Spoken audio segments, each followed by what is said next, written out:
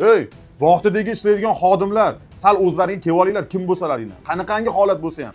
Agar eplolmayapsizlarmi, ballarni tashlab chiqib ketinglar bu ishni. Boshqa ish bilan shug'ullaninglar. Bog'cha ochib turgan biznesmenlar tanlab olinglar, qanaqadir bir tartib qilaylik. Davlat shu narsani tartibga solsin, iltimos. Mana застройщикlarda shaffof qurilish qilindi, kameralar o'rnatilish majbur bo'lyapti, boshqa. Nimaga bog'chalarda majburiy qilib qo'ya olmaymiz? Bog'chalarda ham har bitta xonaga majburiy qilib qo'yish kerak. Ota-onalar ko'rib tursin farzandini. Zapis bo'lsin hamma narsa. Ana o'shanda o'qituvchilar, tarbiyalovchilar, boshqalar hammasi o'ziga bir mas'uliyat his qiladi. Hozirdan agar bu narsani harakatini qilmasak, ertaga bitta joyda ko'rdik, boshqa joyda ko'rdik, ma'muriy bo'lyapti, u nimadir qilaylik, iltimos sizlardan. Jinoyat kodeksiga kirsangiz, aynan o'sha o'qituvchilarga alohida modda qilib qo'yaylik, o'shalar ko'rga hassa qilib ko'rsatib qo'yaylik. Mana, o'y, balani ursang, balaga biror narsa qilsang javobgarlik bor degan narsani iltimos sizlardan.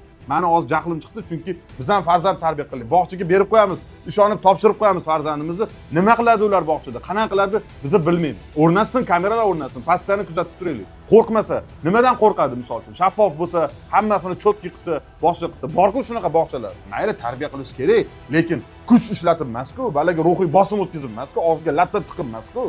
Qachon bu narsani to'xtatamiz? Men bilmayman. O'shaning uchun davaychi birlashib turib harakat qilinmasa, menimcha rahbariyatga yetib borish qiyin bo'ladi. Mas'ullar hammasi uyg'onishimiz kerak, bu narsaga keskin chora ko'rishimiz kerak. Iltimos sizlardan videoni tarqatinglar, izoh qoldiringlar, zero tepadagilarga yetib borib choralar ko'rilsin.